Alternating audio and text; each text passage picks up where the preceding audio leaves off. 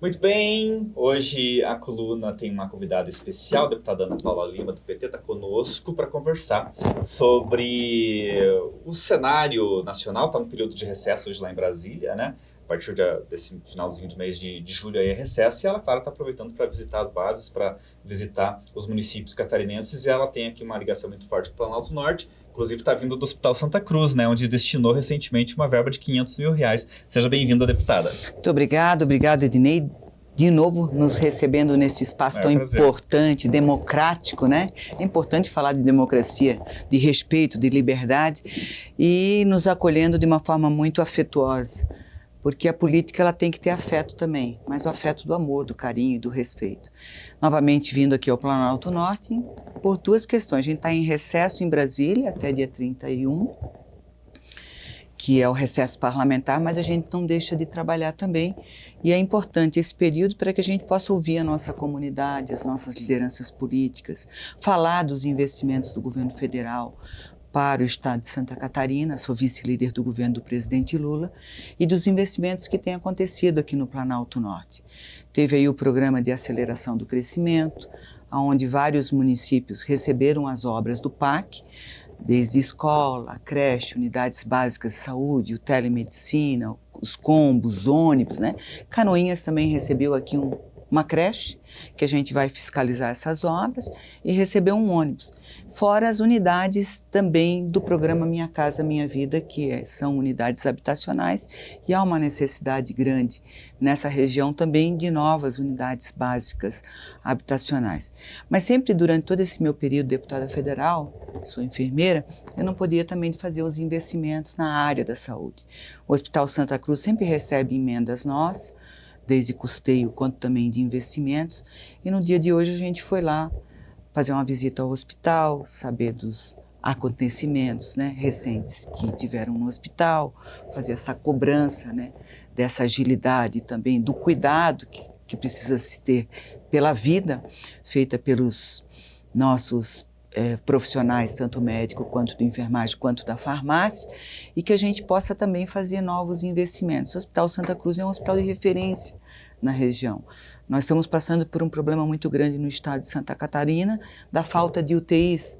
Aqui tem 10 leitos de UTI, podia aumentar os leitos de UTI. O estado de Santa Catarina pode investir nesse hospital. É um hospital que ele é referência, por exemplo, na questão da maternidade, da ortopedia. Agora, a diretora do hospital, a presidente do hospital, a senhora Norma, me pediu, né, para o credenciamento da neurologia. Então, todos esses assuntos, quando a gente consegue ouvir a necessidade da região, a gente pode transformar, né, essas preocupações, essas solicitações em ações concretas. Eu estive visitando o hospital no começo desse ano, se não me falha a memória, em janeiro, e eles fizeram todo ali uma nova ala para o atendimento das mulheres na questão da mamografia, porque o mamógrafo, ele é analógico, ele está quebrado, ele não faz mais o atendimento necessário, e a direção pediu então um mamógrafo novo. Esse mamógrafo ia custar R$500 mil, a gente alocou esses recursos. O hospital não vai poder credenciar esse mamógrafo, vai comprar outros equipamentos, ultrassom, outros equipamentos para o hospital, e o que eu me comprometi é que vou colocar mais recursos, então, para custeio do hospital, para que o hospital possa comprar esse mamógrafo digital, porque hoje as mulheres estão fazendo esses exames em outras unidades de saúde privadas, não é o atendimento SUS, e o hospital tem toda a estrutura para fazer esse atendimento ali com esse mamógrafo mais moderno, que são os mamógrafos digitais. Então, a minha vinda aqui foi para entregar essa emenda, e sempre quando a gente entrega alguma coisa, sempre tem um novo pedido. E esse novo pedido nós também vamos atender. São os R$500 mil, então, que vão vir para esse mamógrafo digital, porque é realmente uma deficiência, né, que o nosso hospital apresenta. Deputada, falando mais sobre ações que o seu mandato tem tido aqui na nossa região, podemos falar um pouquinho mais amplamente de Planalto Norte? Eu sei que a senhora tem algumas ações em outros municípios também, né? Eu vim aqui hoje, mas venho a Canoinhas, vou a Major, vou a Três Barras, vou a Papanduva, se o tempo permitir todas essas agendas, mas são os recursos que a gente trouxe para essas regiões, né? Por exemplo, escolas, creches, ônibus, unidades básicas de saúde. O Planalto Norte foi bem servido, porque o nosso mandato também pode direcionar, né, e alertar o governo federal das necessidades de investimentos nessa região aqui, que já foi um dos IDHs mais baixos do estado de Santa Catarina, por isso que precisa ser investimentos na área da educação. Nós não podemos entender como não tem uma creche para as mulheres que precisam trabalhar e precisam deixar os seus filhos num local seguro, uma escola em tempo integral, como vai acontecer ali no município de Três Barras. Papanduva também foi beneficiada com recursos, tanto de emenda, vamos entregar uma reta escavadeira ali. Major Vieira, da mesma forma, vou lá visitar o Hospital São Lucas, que a gente aportou recursos. Então, todas essas minhas visitas, elas nunca vão de mão vazia, sempre vai trazer investimentos. Mas mais do que trazer investimentos, é saber a necessidade. Quem mora aqui, quem é prefeito ou prefeita aqui, que sabe das necessidades de investimentos na região. Pode completar. E por isso que a minha vinda aqui, né, sempre quando é possível, esse ano eu acho que já estou vindo pela segunda vez, é para ouvir a comunidade, né? Eu sei que as demandas são grandes, eu não sou a única deputada do estado de Santa Catarina, mas quero dizer que sempre estou muito preocupada com esses municípios onde há uma necessidade maior de investimentos, e é isso que a gente tem levado para o governo federal, para fazer investimentos aqui. Deputada, a gente está aqui numa região que é um eixo de prefeitos do PL, prefeitos de direita, né? Isso prejudica muito a nossa relação com o governo federal? Quer dizer, poderia haver mais coisas se a gente não tivesse municípios tão focados no outro campo político do que o do PT? Não, o presidente Lula sempre ressalta que não importa quem está governando o estado ou os municípios, porque nós temos que ser republicanos, né? Porque no município aqui da região do Planalto Norte tem gente do PT, do PL, do PMDB, de outros partidos, tem gente que torce para o Botafogo, como eu, você não torce para o Botafogo, né? Mas independente das escolhas, né? Tem que fazer os investimentos. Agora, o governo federal está aberto. Quando se apresenta projetos, os projetos são liberados. Por exemplo, a prefeita aqui de Canoinhas, ela cadastrou um projeto para o esgotamento sanitário. Nós conseguimos selecionar na ordem de 30 milhões de reais. Ela cadastrou uma creche, nós conseguimos liberar a creche. Ela cadastrou um ônibus, nós conseguimos liberar o ônibus. Então, os ministérios estão com as portas abertas para cadastramento de projetos. Se não há cadastramento de projetos, não tem liberação de recursos. Tem agora portarias do Ministério da Agricultura para fazer pedidos para a pavimentação das estradas rurais, para compra de maquinários. A prefeitura tem que fazer a sua parte para que o governo federal possa também liberar os recursos. Agora nós temos um programa de mais especialistas. Eu acho que os municípios da região, e Canoinhas aqui, precisa fazer esse credenciamento para vir médicos especialistas. Porque uma dificuldade que eu vi hoje é que as mulheres aqui, elas não têm um ginecologista para fazer o acompanhamento, né, do pré-natal das mulheres. Então, precisa cadastrar, né, a necessidade de vir ginecologista para fazer esse atendimento. O programa Mais Médicos e o programa Mais Especialidades permite isso. Deputada, falando um pouquinho do cenário nacional. Mas né? independente de quem está governando, que a boa política é essa, política de resultado para os municípios e para as pessoas. Falando um pouquinho do cenário nacional, estamos vivendo mais um momento conturbado, se é que teve algum momento de paz na política brasileira, né? Nas últimas décadas, né? Essa questão do tarifaço do presidente norte-americano Trump, que até a gente publicou no final de semana uma reportagem sobre o quanto isso impacta no Planalto Norte, e até um dado que compartilho com a senhora, que é um dado que a Fiesc nos mostra. As cidades, por exemplo, como São Bento do Sul, 30% do mercado depende de exportações para os Estados Unidos, ao caso de municípios como Papanduva, com 60% do que exporta vai para os Estados Unidos. Quer dizer, a gente vai sentir também essa pressão aí, né? Ou que vai provavelmente resultar em aumento de preços no supermercado, enfim. como é que a senhora vê essa questão de explicar para as pessoas que todo mundo vai sentir esse efeito, né?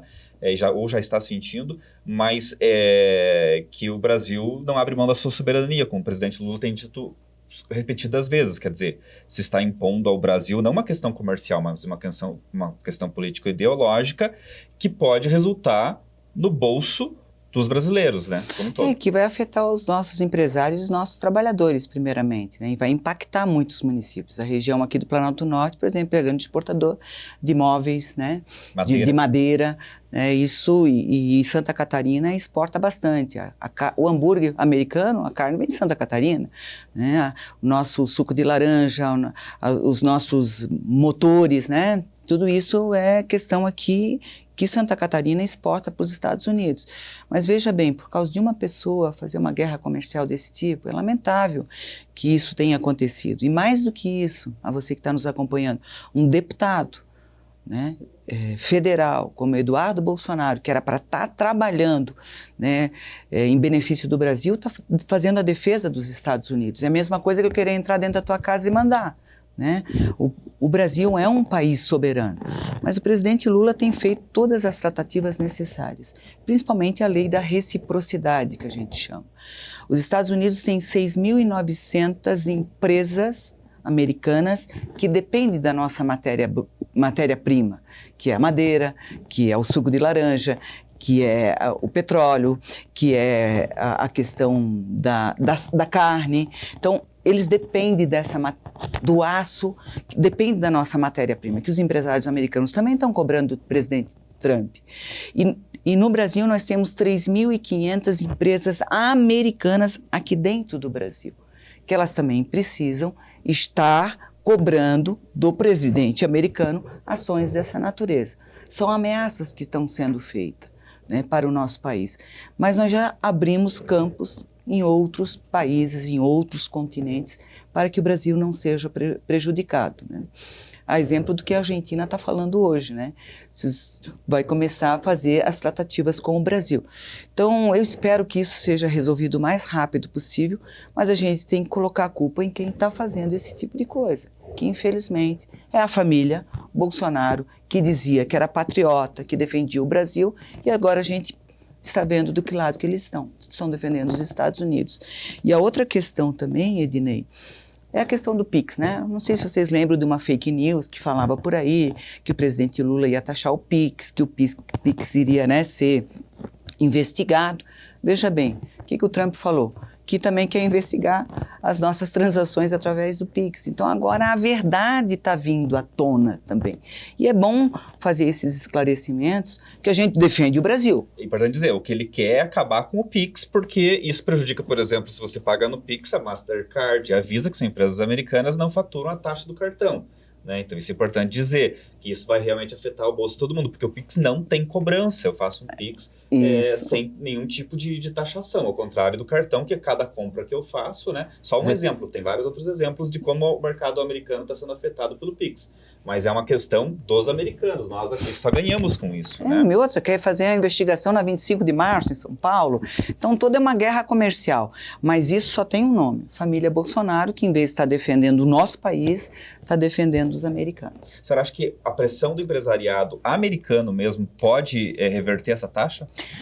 A pressão do empresariado americano e o empresário brasileiro também vai influenciar para que a gente possa abrir esse canal de negociação, de diálogo. Mas os americanos estão sendo muito afetados.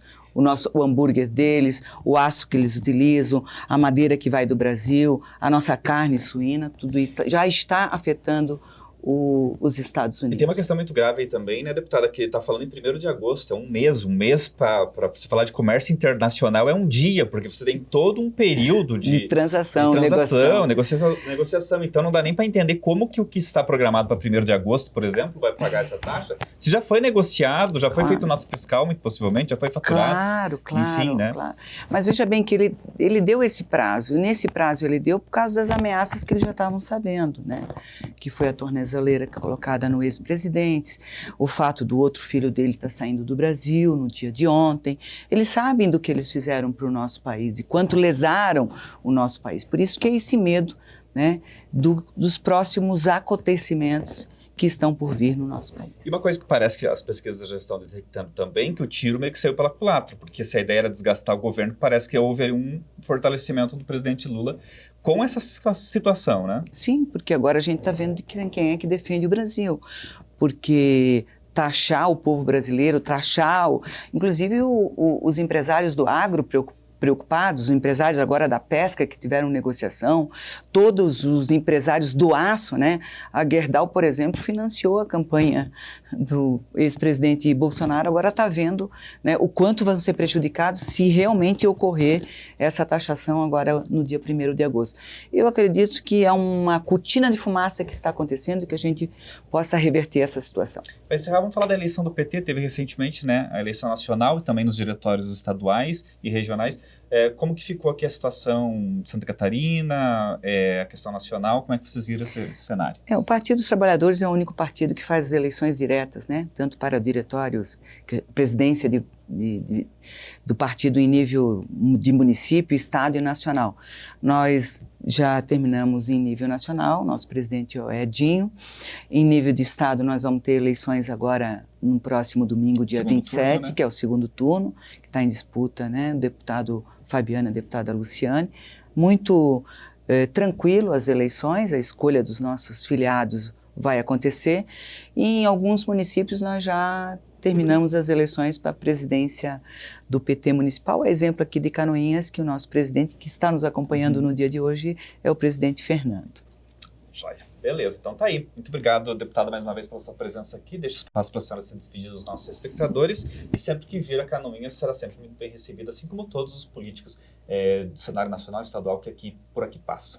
Pois é, mas Canoinhas está muito frio, né? Você estava me contando que desde o dia 29 de maio... Era isso, não, né? Desde 29 de maio não temos um dia com amanhecer acima de 10 graus. Meu Deus do céu, e o sol vem mais tarde e quando vem pouquinho. Exatamente. Mas apesar desse friozinho aqui, o coração desse povo é muito quente, muito afetuoso. Deixar o nosso mandato sempre à disposição e sempre quando vim para cá eu te agradeço de nos receber nesse espaço tão maravilhoso que é aqui o teu portal. Muito obrigado, deputada. Obrigado também ao Fernando, ao Dalvan, ao Nilson que está acompanhando também a deputada. A gente tem coluna em vídeo no sábado que vem. Até lá.